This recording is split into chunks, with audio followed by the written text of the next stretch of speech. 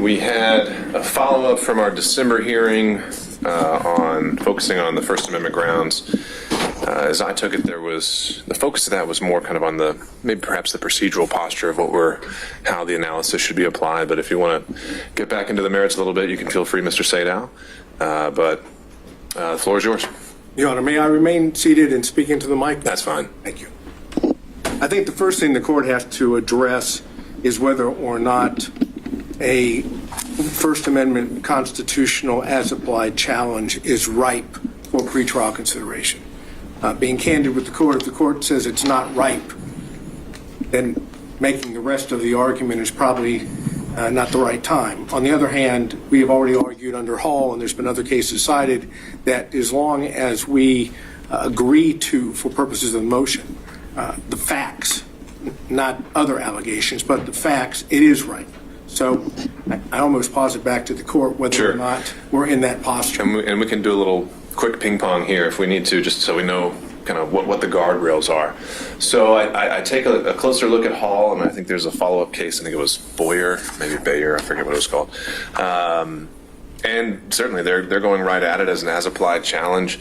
There's a little language there I wanted you all to kind of give me your take on, where I think the quote was, "It's well established that vagueness challenges to statutes which do not involve the First Amendment freedoms must be examined in the light of the facts at hand." And so if you take the inverse of that, it almost makes it sound like you should not be considering First Amendment challenges as applied.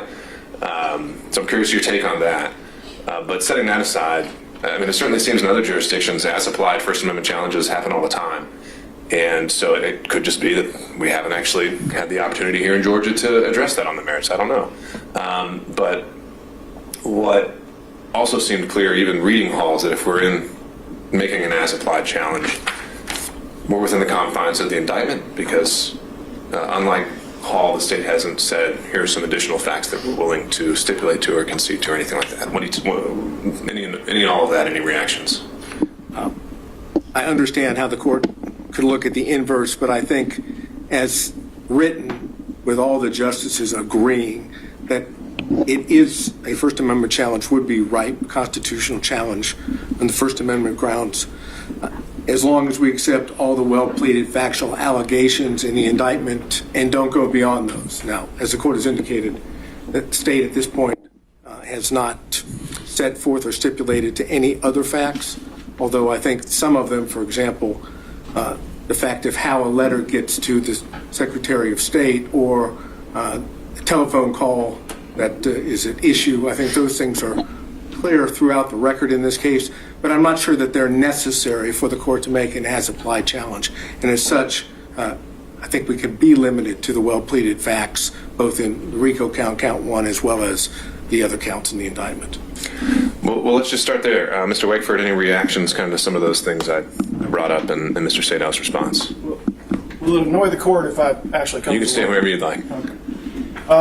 I think we got to start with Hall, Your Honor, and I'm glad you pointed to that language, because that was going to be the first thing I wanted to address today. Hall descends from a case called National Dairy, which the language in Hall says, in cases like this, we're confined, we look at the charge conduct. That's what we look to. And Hall, of course, they looked outside of the charging instrument to these other facts. Yeah, so it seems like that's not going to be an issue here, because the state's not saying, here's our entire theory of the case. So what stops us from doing an as-applied First Amendment challenge just based on the indictment itself? That's a limited one. And you kind of have a leg up, since you get to put whatever you want in the indictment generally. Well, and that's kind of the thing, is that when you look at the post-hearing brief from the defendant, and you actually look at footnote 2, he's not actually asking the court to look at the well-pleaded allegations in the indictment. He's actually asking the court to read out certain words, all of which have to do with intent. So footnote 2 on page 2, he says if it says something's unlawfully or knowingly or willfully done, that's not a factual allegation the court should consider. So the suggestion seems to be, let's look to Hall. Hall says we can play kind of fast and loose with what the facts are. And in this case, what we want the court to do is read out certain language from the indictment, actually not consider it. Okay, just look at let's say we don't get to that further step and we are just getting over that threshold, even if there was no footnote 2. Any position at this point on, can we make an as-applied First Amendment analysis of this? So It's true in federal courts. It's kind of all over the place. Some courts explicitly stay away from it, and other courts go into it. We know that in this defendant's case in D.C., actually Judge Chutkan explicitly went forward and made an analysis based on the allegations in the indictment there. But not every court does, and some federal courts stay away from it for a very specific reason, which is that there are still factual allegations which have to be settled by a fact finder for a jury. And the reason... Looking at all the cases that you found, ones that didn't do it, I know generally they're going to say we don't have the record, we don't have the facts, but were there any that explicitly said, even though I could just look solely at the indictment, I'm still not going to do an as-applied challenge? Well, I think that's how we get to a case here in Georgia, and it's a case Your Honor cited back in October when you explicitly ruled, we're not going to get into this. That was the 11th Circuit case, though, wasn't it? You're talking about? I'm talking about the major case, which is the Georgia case. The major case is where they say, okay, this is a pretrial, as applied, First Amendment challenge, but essentially what this boils down to is an argument about intent. That's what the defendant's really talking about. And when you look at what the defendant wants to argue about here today, it's just saying, well, I was just a guy saying things. I was just advocating. I was just speaking my mind. And so all of this is protected, and therefore the entire thing has to go away. That is a question. I think that's your strongest argument on if we're in the analysis of the as-applied challenge. I'm still just trying to get over and really understand the procedural element of it. Well, and that's what Major says, is that because that intent question has yet to be answered, and the jury is the person who is the entity that answers that question, it's premature to consider this. You can't say that the First Amendment has been applied, or that the as-applied challenge can succeed at this stage because there's still questions that have to be answered. But Major, I think it was like an overbreadth on terroristic threats, right? It begins with overbreadth, but then it moves into an as-applied challenge. That's the last part of the major. Did they actually say premature, or did they just say denied? They say that they cannot say that it's unconstitutional under the First Amendment as applied to the defendant in that scenario because there are still intent questions. So does that actually maybe suggest then that they did do an as-applied challenge? It's just very hard for a defendant to win that because all you have is the indictment. That is a way that you could interpret it. It would suggest that an as-applied challenge cannot succeed under the First Amendment because speech integral to criminal conduct is not protected. A well-pleaded indictment is going to demonstrate that speech that is pled as part of a criminal charge is integral to criminal conduct. And so there's nothing to decide if you're looking and you're cabined by the indictment. So we sort of have two routes here. Neither of them result in the grant of this motion. One says, the court says this is premature, there's questions that have to be answered, any First Amendment challenge has to happen after there's a factual record to look to. And the other says, okay, I can get to this today. It's not that I can't. I can, but there's nowhere to go because all of the speech is pled as integral to criminal conduct, and therefore it's not protected by the First Amendment. You could envision an indictment. I don't remember if Alvarez was a post-trial or pre-trial thing, but you could envision an indictment where perhaps they drafted it to solely target speech because of its falsity or something like that. So maybe there's a use for an as-applied challenge in that kind of a situation. That's a fair point, Your Honor. It's just not the situation here. And it's not going to be the situation in almost any case. That was a special case where, of course, you have a very unique statute that was punishing. But that was really a facial challenge, too, because it was saying, like, this is just punishing falsity for falsity's own sake. Yeah. None of the charges in this case are about that. They are about falsity employed as part of, or statements employed as part of a pattern of criminal conduct in numerous ways. So there's nowhere to go.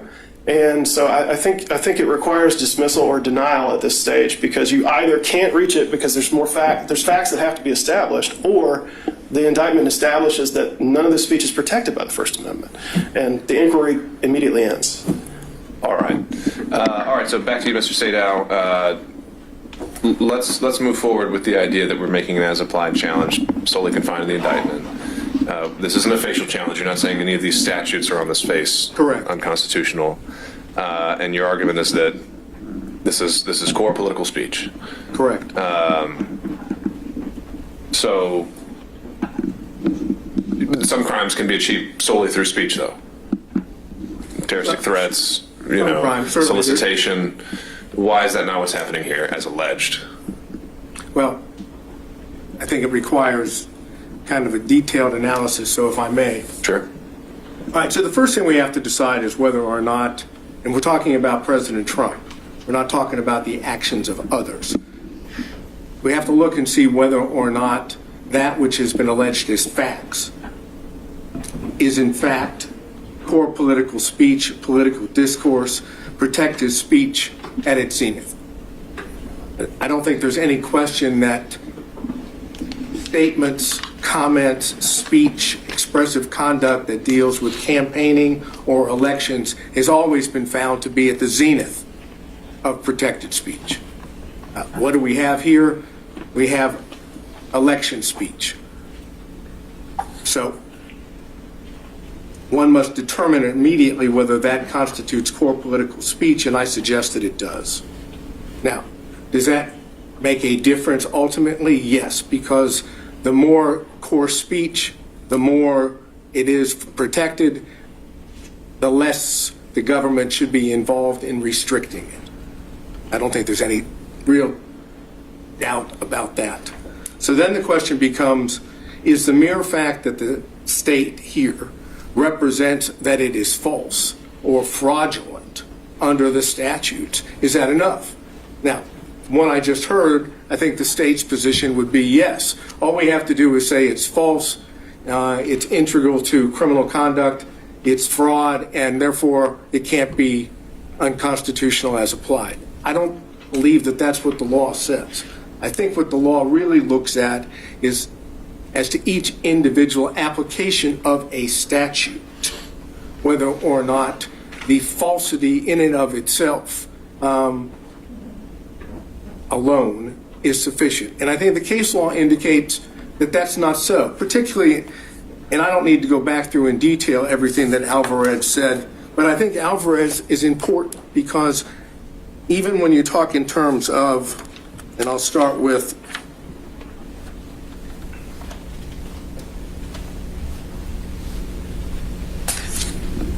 we're looking at the majority, I guess it would be the plurality opinion that by Judge Kennedy, but for purposes of interest to us, the Chief Justice and Justice Sotomayor agree. So now we're talking about two people still on the court.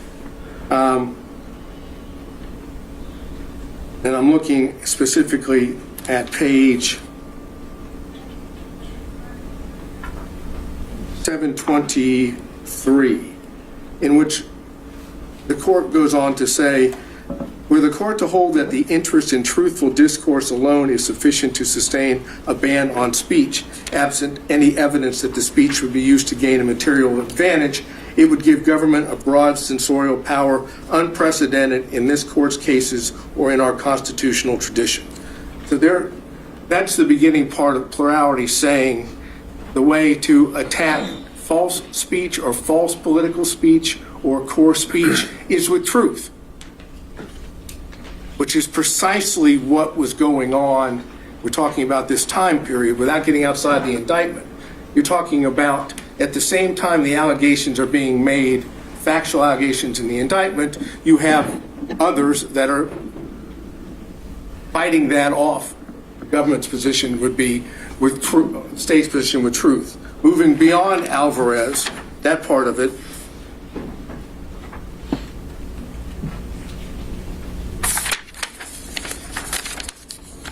you have Justice Kagan with Justice Breyer. And here I think gets to the crux of where we are. And this is the concurring opinion. It goes through a litany of false statement cases in which the government's position in Alvarez is being false in and of itself is enough. That is, once you determine it's false, we're done. But that's not what the concurrent says, and that's not what the dissent says. The concurrent says, basically, that these judicial statements cannot be read to mean no protection at all. False factual statements can serve useful human objectives, for example, in social contexts where they may prevent embarrassment, in public contexts where they may stop or panic in the face of danger, and even in technical, philosophical, and scientific contexts where, as Socrates' method suggests, examination of a false statement, even if made deliberately to mislead, can promote a form of thought that ultimately helps realize the truth. And then it goes on and says, even a false statement may be deemed to make a valuable contribution to public debate since it brings about the clear perception and the livelier impression of truth produced by its collision with error. So this is the proposition that it's not the falsity alone that controls. It's the context in which the speech is made. And if it is deemed false, and for purposes of the indictment, we have to assume that it is false because that's what the facts have been alleged. That doesn't mean it's the end of the analysis. Why do we not also have to assume, since it's an allegation, I think you say in your brief, that it's unlawful, willful, and knowingly false? No, because at least our position, President Trump's position is those are not words of fact. Those are words of legal connotation. And that while they have meaning, that would allow, for example, let's go to Alvarez and the Stolen Valor Act. Just because they alleged that it was unlawful didn't mean it wins.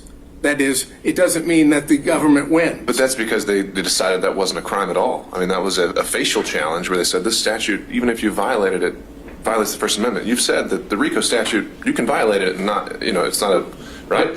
So we put legal conclusions in indictments all the time. I think that's going to be part of Mr. Schaefer's argument in just a minute. I mean, you said a moment ago, just because the state pleads it, you don't think that's enough in an as-applied challenge, and I'm trying to figure out as to statements such as legal conclusions are unlawful and so forth.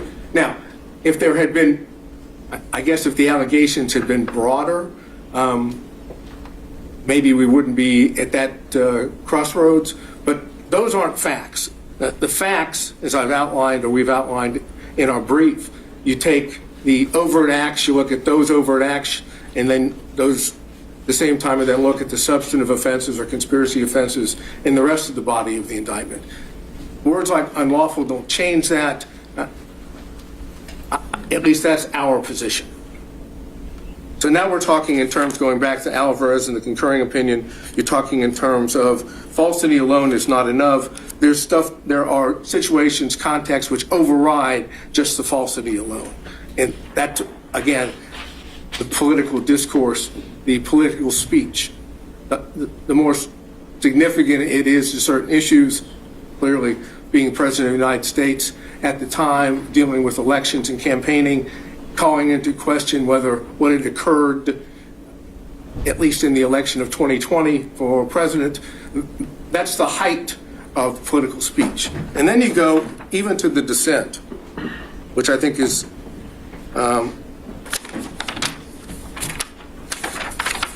as important, because now you have Alito and Thomas, again, members of the current court. And I go to that.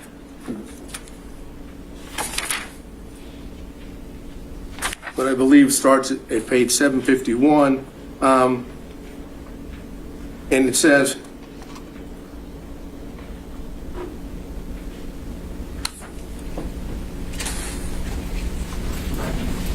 even where there is wide scholarly, and this is 752, even where there is a wide scholarly consensus concerning a particular matter, the truth is served by allowing that consensus to be challenged without fear of reprisal. Today's accepted wisdom sometimes turns out to be mistaken, and in these contexts, even a false statement may be deemed to make a valuable contribution to public debate, since it brings about the clear perception and livelier impression of truth produced by its collision with error, citing U.S. Supreme Court. That's the essence of what we have right here. That's the facts that have been alleged. Essentially, the state's position is because, as alleged, what President Trump said speech-wise or expressed either through his speech or conduct, which is still freedom of expression, because that's false in the eyes of the state, it's lost all protections of the First Amendment.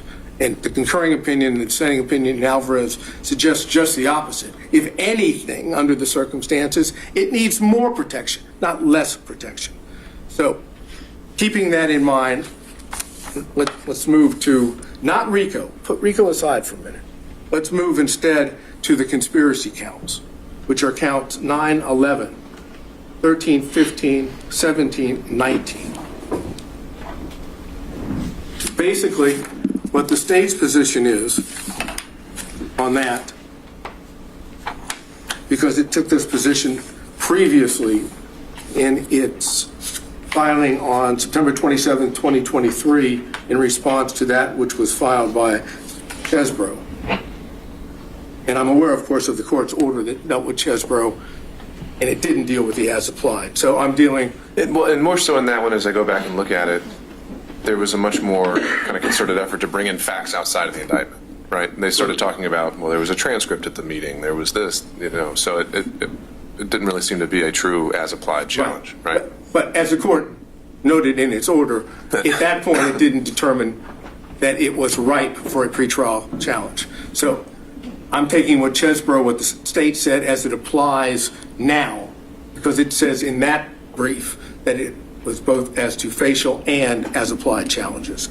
Essentially what it says is, as to those counts, 9, 11, 13, 15, 17, 19, as to 9, 11, and 17, the mere fact that it alleges a fraud is enough.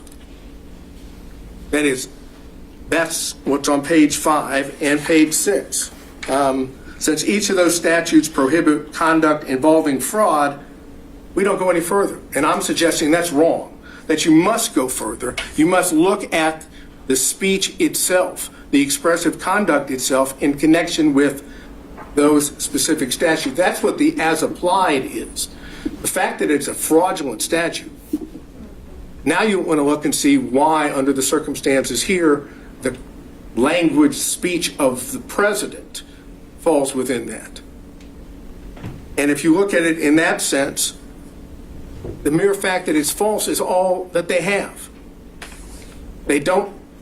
There's not a finding that the speech itself, beyond the speech itself, is fraudulent. What the state wants to do is say, we have a goal. We have an objective here that we have put forward. Steal the election in an unlawful fashion. I say change that for a second to legitimate concern about the validity of the election.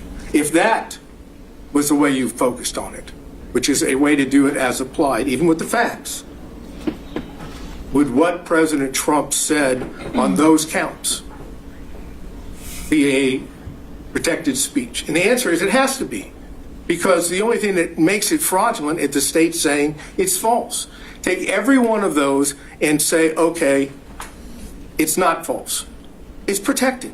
The only reason it becomes unprotected, in the state's opinion, is because they call it false. And that's what Alvarez doesn't allow.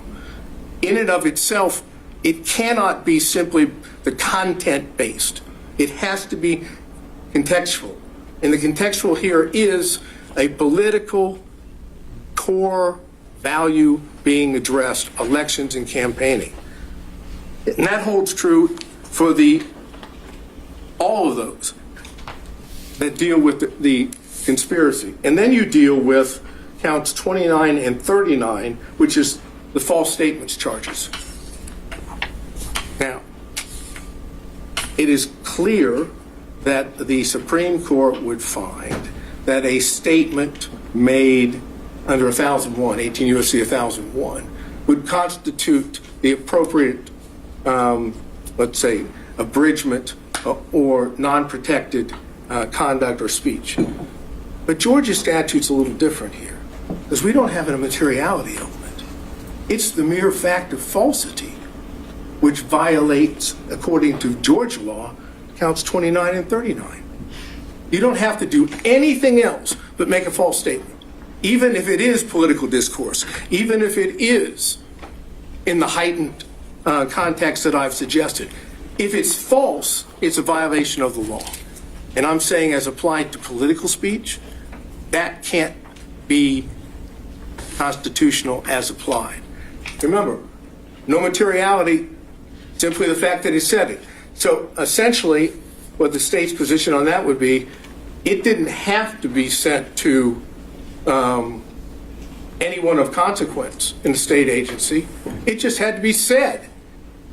Indeed, if you look at, and the most probably best example is count 39, that's a letter written after the election in September of 2021 from President Trump to Secretary of State, in which it has, according to that, one statement, and that constitutes, according to the state, falsity, but it's clearly political speech, and it's clearly being related to the activities and the matters that of election and campaign. Even after the fact, it's still related just to that. So looking at 29 and 39, I think you have a situation in which the falsity alone is all they have as applied here to political speech. It is unconstitutional as applied under the First Amendment. And then finally, you have count 27. Quick question on that. Had you, I hadn't located one, had you found anyone ever attempted a facial challenge on 161020? Yeah, in fact, I don't remember the name of the case, but it has been upheld. Even though there was references to the fact that maybe materiality should be part of it. That's got to be the Haley case. That's Yeah, right. That's right. Okay. So, yes, facially, yes. But Haley, of course, didn't go to the extent of trying to Sure. determine as applied in a particular context. And it's, again, I don't to repeat what I just said, but here we're talking about the heightened value of core political speech. And then with 27, we're talking about the filing of a false document.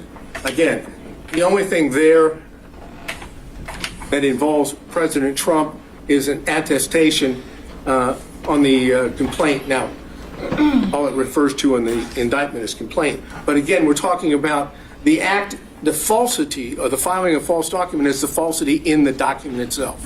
And I'm suggesting under the circumstances that, and that alone, wouldn't violate that statute as applied. So regardless of the facial challenges, the question becomes here, is the mere fact that the state says fraud or false statement enough to get by an as-applied challenge? And our suggestion is it is not. Now let's go to RICO. And I think RICO is more difficult, to be honest with you, because we're talking about a much broader statute. At the same time, when you look at the allegations against President Trump, all of the allegations involved expressive conduct or speech. We have false statements alleged in overt acts, and again, all of which are political core value, political discourse. You have false statements in overt acts 1, 5, 7, 8, 17, 93, 97, 108, 113, 133, 135, and 157. Purely, the only allegations there are falsity. There's no allegation beyond the fact that those statements are made. And I'm suggesting that, again, heightened political speech has to be looked at differently. When it comes to tweets, which is, at least the way the state sets it forth, is also political speech, and here certainly by the then President of the United States, you have tweets in 22, 26, 27, 32, 75, 100, 101, 106, 114, 128, 138, and 139. So the majority of the overt acts involve false statements or tweets which are clearly political speech. How best to deal with that under the circumstances? To prosecute those under a broad RICO charge, supposedly with contesting an election by, I guess, illegitimate speech or expressive conduct? Or is the way that we are set up as a country is that the First Amendment plays through this by others, by those that are complaining that it's false, proving it's false, bringing forth the truth? That's the essence of what Alvarez has said. That's the essence of what a case called Brown versus Hartledge which is cited in Alvarez. It's 456 U.S. 45 at 61, a 1982 decision. All of those speak in terms of when you're dealing with that speech, that political speech, you're best to deal with it through the pushing forth a counter view of truth, not prosecuting the speech maker or the person that is articulating his political views. Here we've done just the opposite. We have decided that because those views were unpopular and in state's opinion false, we must prosecute them to stop them from happening again, which is, again, the essence of why it's unconstitutional as applied, because that's not what the law says. Finally, the rest of the overt acts, either telephone calls or meetings or requests, no false statements. They're just acts, expressive acts. And they're in there as well. Those are political acts. And for the court's benefit, because I know there's a lot of overt acts, those are 9, 14, 19, 28, 30, 31, 40, 42, 43, 44, 90, 95, 112. What was in the old indictment is 123. Paragraph number 2 is now, I think, is 125. 130, 131, 140, and 156. There is nothing alleged factually against President Trump that is not political speech. So what this court has to decide is the state's position that fraud or false statements under these circumstances, which I suggest really is alone, is that enough to get it by an as-applied challenge? Our position is it's not. Is there another way to look at this? They're going to argue at the same time that it's integral to criminal conduct. But it's the speech that's being punished. That is the criminal conduct. If it's not the criminal conduct, there would never be an indictment for the RICO against President Trump or any of these other counts. Take out the political speech, no criminal charges. Political speech disagreed with, basis for all charges. I think that is the best way for me to sum up where our position is. All right. Thank you, Mr. Sadow. All right, Mr. Wakeford or Mr. Floyd, if there are any points that you wanted to address or respond to. Maybe I'll start you off with this. It certainly seems that the primary case driving Mr. Sadow's argument would be Alvarez, and because that's a fractured kind of plurality opinion, I'm wondering if you have any thoughts on just how much that can drive this. And I know the state back in December was also citing Alvarez as the primary case. I wonder if that's even the best one for your arguments. I think to address the first, elephant in this courtroom is that a Judge Chotkin in D.C. has evaluated all of these arguments under Supreme Court precedent already. So I would refer, Your Honor, to that court's analysis, because I'm hardly going to improve upon the findings of a federal judge. However, speaking specifically to Alvarez, that it is a plurality opinion with several different opinions written by other justices. What they all agree on, though, is that Alvarez doesn't change the law, that speech integral to criminal conduct is not protected under the First Amendment, and that that's not what Alvarez was about. It was about punishing falsity for its own sake. So the question is that what the state is doing here? And by fundamentally rewriting the indictment, the defendant is suggesting today that that is somehow what the state is doing, when actually what the state is saying is that these statements made by the defendant were all employed as part of criminal activity, various conspiracies, frauds, intentions with deceit, and violations of the law. It's not just that they were false. It's not that the defendant has been hauled into a courtroom because the prosecution doesn't like what he said.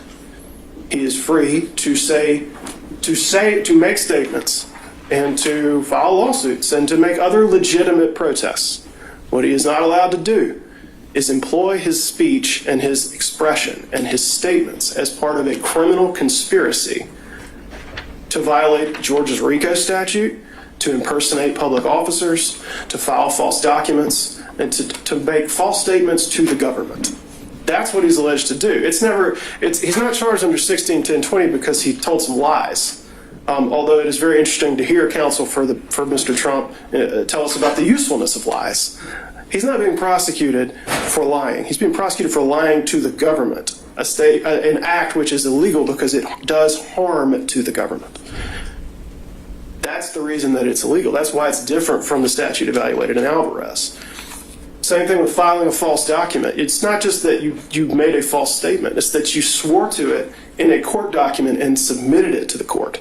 That does harm to the judicial system. That's obviously different from just falsity being punished for its own sake. And that is what each and every charge in the indictment demonstrates, is that these statements are part of criminal conduct that is larger than just the false statement on its own. Especially with the RICO charge, where what we see is that this is a criminal organization whose members and associates engaged in various criminal activities, including but not limited to false statements and writings, impersonating a public officer, forgery, filing false documents, influencing witnesses, computer theft, computer trespass, and on and on and on. What the defendant is suggesting to Your Honor is trying to get around to the fact that because it's almost saying that because these statements are false, that these charges should be dismissed. It's like, well, you can't punish falsity on its own, and yet each time you look at the charge, the government's saying, the state is saying that he lied. So that must be the end of the inquiry. But that's not the end of the inquiry at all. That's not what the indictment says. It's not just that he lied over and over and over again, as counsel for the defendant points out by listing all of the instances in the indictment. It's that each of those was employed as part of criminal activity with criminal intentions. And we finally get to a place where where I knew we would end up, which is saying, I believe Your Honor was requested to think about it as not as lies, but as legitimate concern about election issues. Well, that sounds like a trial argument to me. But this is why I began by talking about intent with Your Honor, because I knew we were going to end up in this exact place where he said, sure, you can look at them as lies because they weren't true, or you could think this is just well-intentioned concerns from an American citizen speaking his mind. And that, of course, would probably be a pretty good argument to put before a jury, and I expect we will see it, but it's not a basis for dismissing the indictment. The whole question of intent is no doubt going to be brought up. It can only be determined by a jury. But what we have heard here today is an attempt to rewrite the indictment, to take out the parts that are inconvenient and only say, well, it's all speech, it's all talking, and he was just a guy asking questions, and not someone who was part of an overarching criminal conspiracy trying to overturn election results for an election he did not win, by violating the RICO statute, by making false statements to the government, by filing false documents, by impersonating officers, and doing a whole host of other activity which is harmful, in addition to the falsity of the statements employed to make them happen. So I think there's been a suggestion that Your Honor can sort of reframe what you're looking at, but Alvarez does nothing to shift the basis that the court should stand upon when evaluating the indictment. And that is to say, is this speech being punished solely because it's false, solely because of its viewpoint, or is it speech that's being demonstrated as integral to a pattern of criminal activity? And finally, the fact that it speaks to political concerns or core political speech, and this is something that the court in D.C. Thoroughly addressed, does not change the fact that it can be employed as part of criminal conduct. The mere fact that you're talking about issues of public concern or core political speech, which may be completely fine and protected in most contexts, does not mean that you cannot be indicted if you use that kind of speech to pursue illegal activities. That's the whole nature of the question.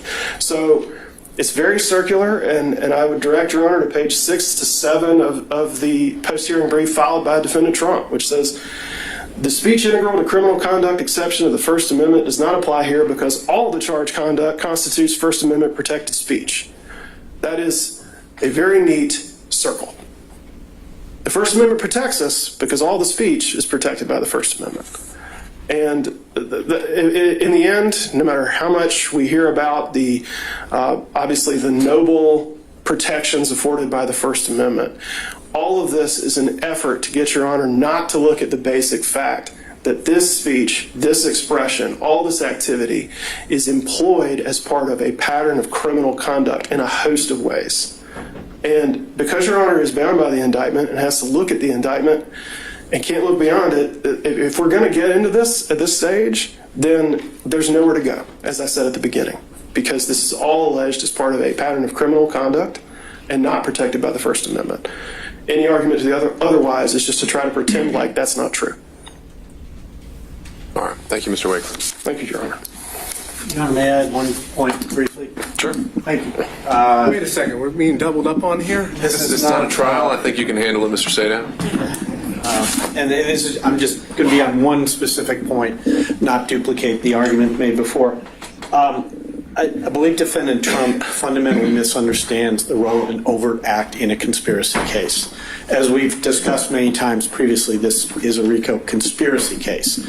And so we heard Mr. Sadow discuss various overt acts and say, well, but this is just a tweet, this is just a phone call, this is just X. The unspoken, underlying, and incorrect premise then is that every overt act must be a crime. As we've discussed a number of times, and as the state has set forth extensively in multiple briefs, that's not true. The purpose of an overt act is to show that the conspiracy is an operation. It is not a separate crime. It doesn't have to satisfy the elements. It doesn't have to be pled with that level of detail, as Your Honor acknowledged in an order I think that's all of 2 weeks old. And so to say we can't mention this particular act or this particular conduct because it's not a crime or it's protected by the First Amendment, the answer to that is actually, so what? Because it could be legal conduct, it could be First Amendment protected conduct that also shows there's a conspiracy in operation. And that's, as long as it serves that purpose, it's fine. And so overt acts should not be examined by a standard that has no application to them. They are not separate freestanding offenses. And there is federal case law that, if need be, we can cite it to you, that has said an overt act can involve First Amendment activity. Its purpose is not to be something that is separately charged here, separately subject to a separate sentence. Its purpose is to show that there is a conspiracy and it's an operation. Georgia RICO requires one overt act by any one defendant. So, of course, the RICO would stand if anything, any of the 161 overt acts alleged constituted an overt act. It would only take one. It doesn't take any by Mr. Trump. But the point is, we have an abundance of them by Mr. Trump, and for purposes of the RICO statute and the manner in which it functions, it doesn't matter whether that's First Amendment conduct or not. I mean, my colleague has fully explained why much of this conduct is not shielded under any circumstance by the First Amendment, and I don't mean to contradict that in any respect. But it's important not to lose sight of the function the overt act plays, the role it plays in a conspiracy case here, because it is not the role being suggested by Defendant Trump. All right. Thank you, Mr. Floyd. All right, Mr. I'll give you a couple minutes. Final word. Thank you, sir. If I heard what Mr. Floyd just said, that if everything President Trump said was assumed true and included in the RICO indictment, and therefore now we're talking about true political speech, not alleged false, he could still be prosecuted for the violation of RICO. For the overt acts as alleged. Let's say even the overt acts ran afoul of the First Amendment. He's saying that wouldn't be fatal to count one. Because at that point, if there could be some other thing they prove that's not alleged as an overt act. Okay, that may, as I understand it, as I understood it as well. But what I'm suggesting is, if all of the overt acts are nothing more than core political speech or expressive conduct, and nothing else is alleged which is not protected by the First Amendment, then you have an insufficient basis for which he has been indicted, because he's being indicted for First Amendment speech and not for unprotected speech. And therefore, the statement that was made about if it were true, we could still use it as an overt act, suggests that they could prosecute true speech, which is what we're trying to get to here. It's the nature of the speech, the political speech, the heightened value of such, which gets this situation different than others, and the fact that it comes from then President of the United States. Going back to what was said in addition by the state, what the state claims is criminal here is lying to the government. That's what it said. That's the exact reason why in several of the Supreme Court cases, it's been found to be protected speech because it deals with the government, and falsity in sense of communication with or to the government is best dealt with through true speech, not through prosecutions, because prosecutions chill speech. And when it comes to political core speech, what you don't want is chilled. Fortunately, I have a co-counsel that's able to pull things up and help me inform the court until the computer shuts down. And looking at what Haley says, just to give you an idea of how the Georgia court, the Supreme Court, might look at this. There's a quote from Haley, and it says, "While there is no constitutional value in false statements of fact, such erroneous statements are nevertheless inevitable in free debate, and punishment of error runs the risk of inducing a cautious and restrictive exercise of the constitutionally guaranteed freedoms of speech and press. Accordingly, the First Amendment requires that we protect some falsehood in order to protect speech that matters." And I think that's what we're talking about here. To end this, and again, we're focusing on President Trump's conduct at the time that he, in fact, is the head of the executive branch.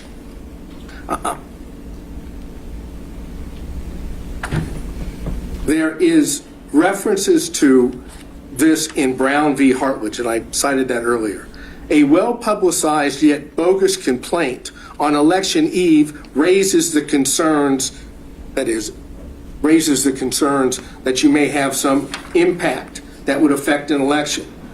But the preferred First Amendment remedy of more speech, not enforced silence, has special force. Underlying our dependence upon more speech is the presupposition the right conclusions are more likely to be gathered out of a multitude of tongues than through any kind of authoritative selection. To many, this is and always will be folly, but we have staked upon it all. And for speech concerning public affairs is more than self-expression, it is the essence of self-government. And that comes from Garrison v. Louisiana, which is cited also in Alvarez. Bottom line here is this. But for protected First Amendment speech, President Trump would not be charged in RICO or the other counts. Take out the protected speech, and you don't have an underlying basis for which to charge him. And since that violates the Constitution as applied to the charges here and his speech here and his position here, this is ripe for a constitutional challenge. One step further. If it's not ripe now and we get into intent, when does the court determine that? Do you determine that after we have a trial? I think it would be the directed verdict stage. Well, right? Would it? That's a sufficiency of evidence. With all inferences, in favor of the state. That's a whole question. I mean, do we go through the whole trial? God forbid there should be a conviction, and then we go back to try and determine as applied? I'm suggesting the reason it's right now, and the reason why we don't even get to a trial, is because it's unconstitutional to force an accused, be it the President of the United States, former President, or anyone else, to stand trial on protected speech. And I think that's what Alvarez and the progeny previous to that and after say. All right. Thank you, Mr. Stadow. All right.